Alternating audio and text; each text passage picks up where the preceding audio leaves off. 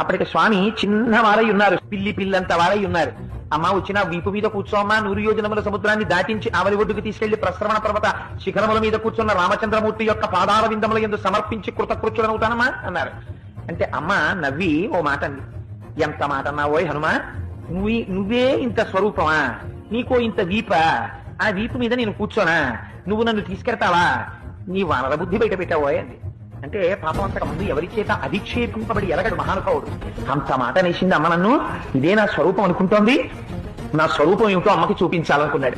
మెరుమందర సంకాశౌ భవదీప్తామలప్తమ అజతవ్యవతే చా సీతాయా వనరోత్తమ.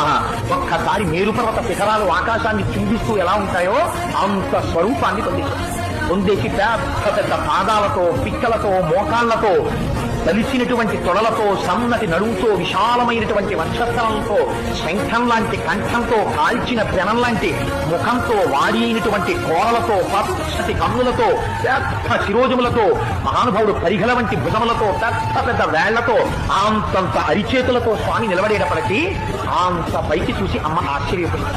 నాయనా, నాకు తెలుసయ్యా నువ్వెవరో, 100 యోజనముల సముద్రాన్ని నీ దర్శన సామర్థ్యమును ప్రకటించి దాటి వచ్చిన రోజునే గుర్తించాను నువ్వెవరో. ఇలా రాగలిగినటువంటి శక్తి ఒక్క గరుత్మంతుడికుంది, నీ తండ్రి వాయుదేవుడికుంది.